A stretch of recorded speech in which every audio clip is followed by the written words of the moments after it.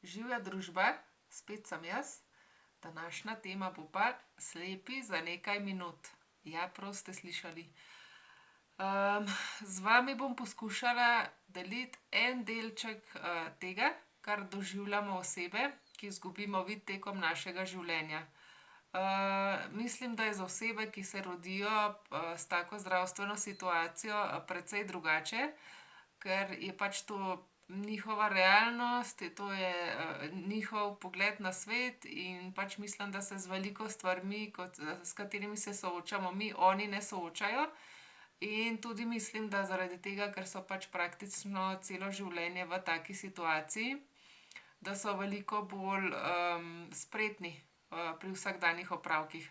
Drugače pa je pač, če človek izgubi vid tekom svojega življenja. In približno takole se pač počuti.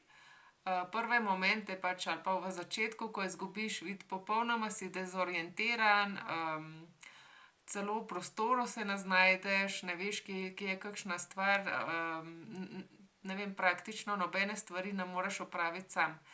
Zdaj pač lahko vam pričaram samo delček, kar doživlja oseba v takem momentu, ker ne morem pač posredovati prek zaslonov občutka za dotik in za vonj.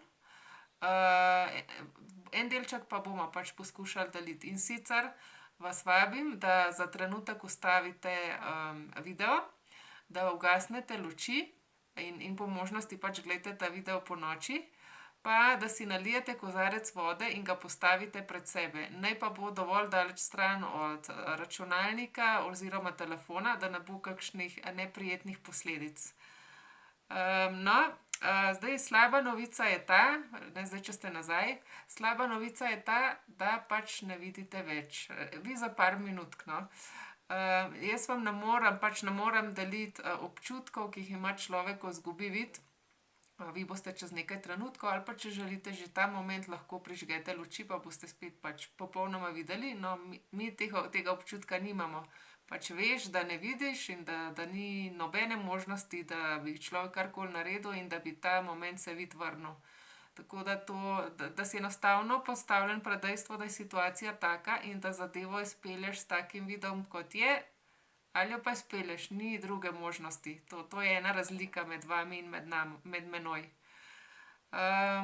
Druga pa je, da pač, ko si v procesu, ko izgubiš vid, si sigurno, da pač greš skozi zelo težke trenutke, običajno skozi depresijo, grozo, strah, vsi živi težki občutki nas pač navdajajo in tudi tega vam na srečo ne morem posredovati. Samo en delček bomo delili. No, jaz sedim za jedilno mizo in imam pred seboj nekaj stvari. Zdaj, če nima človek zelo, zelo velike smole, pač imamo neokrnjen sluh in je pač to ena izmed informacij, ki nam zelo pomaga.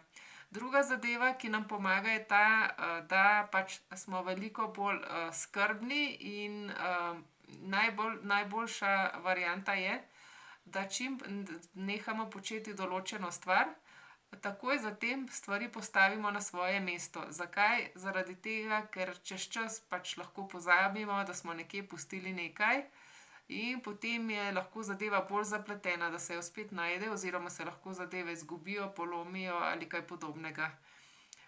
Druga zadeva pa je, da pač v momentu, ko pač človek izgubi vid, začne kompenzirati. In sicer v našem primeru je eno zelo, zelo pomembno orodje spomin. Recimo jaz vem, da zelo veliko uporabljam spomin, bolj se zavedam in bolj sem tukaj in zdaj, to, kar nas vsi ezoteriki učijo. Jaz svetujem, da to na kakšen drug način pridete do takega načina življenja, ampak enostavno jaz si ne morem privoščiti, da bi o nečem razmišljala in počela nekaj drugega, ker zagotovo se mi bo zgodila kakšna nesreča. No, na srečo, no, večina pač razen, če res ni pač določena smola, ljudi, ki ne vidijo, pa lahko slišimo, potem lahko se dotikamo in tudi vonj nam pomaga, pa spomin seveda. No, pa jaz imam pred seboj nekaj stvari in jih bom drugo za drugo vam jih bom predstavila. pustila par sekund, pač da lahko razmislite, kaj bi to lahko bilo, pa potem bom povedala pravi odgovor, kaj to je.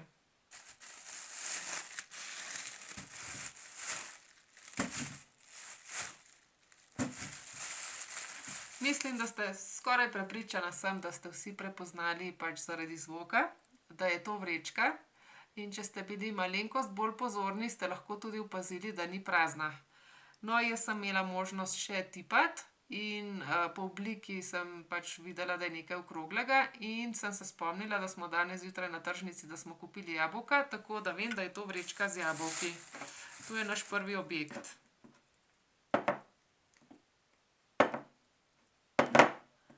To je pa en predmet, ki je steklen. Jaz, ki ga lahko tipam in ker vem, da imamo na naši mizi pač zadevo za sol, vem, da je pač to, da je ta zadeva. Vi pač nimate možnost tipati, ampak s sluhom ste pa lahko zaznali, da je ta zadeva steklena.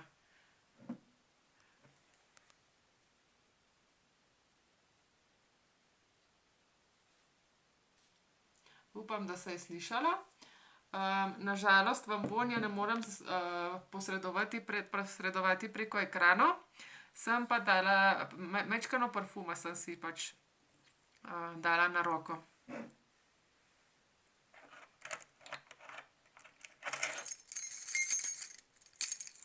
Tak zelo tipični zvok. To so pa ključi moje hiše.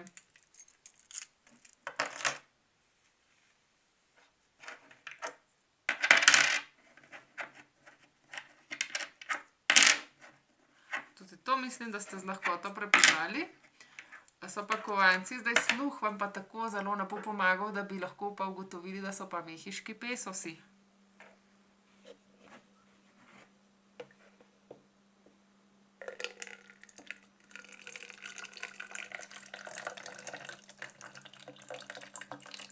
No, sigurno ste tudi to uganili, oziroma ne uganili, ste ugotovili.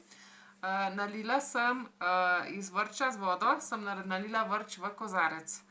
Zdaj, če ste desničarji, vas vabim, vi imate kozarec z vodo že pred seboj. Če ste desničarji, vas vabim, da levo roko položite predse in desno na rob mize in desno prav tako na rob mize in desno roko počasi premikate naprej. Počasi, zato da ne bi s hitrim gibom prevrnili in polili kozarca in se počasi bližate kozarcu in ko ga zagledate, ga lahko primete in si privoščite požirek vode. Ja, zdaj slaba novica je ta, da pač nam vid ne pomaga več pri naših vsakodnevnih opravilih. Dobra pa, kot sem rekla, da se pa pač to lahko precej pokompenzira z uporabo spomina, s sluhom, s dotiki in z vonjem. Zdaj pač to, kar smo zdajle počeli, je relativno enostavna naloga, ker jaz sedim za jedilno mizo in imam pred seboj vse te predmete. Zdaj si pa predstavljajte, da se pač zjutraj zbudite, da greste iz postelje v kopalnico, si umijete zobe, obraz, se počešete, se greste preobleči, greste v kuhinjo, si pripravite eno kavico jutranjo, pa dober zajtrk. Pa potem, da pripravite kosilo za celo družino, operete perilo, ga obesite in zložite. Potem pa še hitro skočite na banko, plačati račun, pa se mimogrede še ustavite v trgovini in kupite, kar manjka. Ja, mislim, da ne zveni tako zapleteno, če vam ne bi rekla, da pač si predstavljate, da vse to opravljate, brez da bi videli. Mogoče je strašljivo, mogoče zveni, da je nemogoče, ampak pač taka je naša realnost, da pač nimamo vida. In kar precej teh opravkov, pa še kakšnega dodatnega pač moramo opraviti vsakodnevno in se da pač priti do te točke, da smo relativno samostojni, tudi povsem samostojni. Potrebna je pa velikanska motivacija, seveda najprej treba pač se prebiti skozi težke trenutke, da smo sploh pripravljeni na rehabilitacijo, da smo sploh pripravljeni najti drugačen način za pač preživeti iz dneva v dan. Se pravi, treba imeti pozitivno naravnanost, biti pripravljen na številne nesreče, ki se nam pač dogajajo medtem, ko se učimo, pa še potem, ko se naučimo stvari. Če se majčkeno dekoncentriramo, je zelo verjetno se nam kakršnakoli nesreča pripeti. in jasno, da veliko vaje. In potem te zadeve, ki izgledajo nemogoče, postanejo mogoče. Upam, da vam je bil video všeč, da se vam je zdel zanimiv in da sem vam pričarala delček našega vsakdana. Če je temu tako, nam lahko podarite všeček in jasno, da delite video s komerkoli želite. Veseli bomo tudi komentarjev na to temo, oziroma če imate kakšno željo, da bi posneli kakšno posebno temo. Se vidimo tukaj naslednji četrtek. Adijo!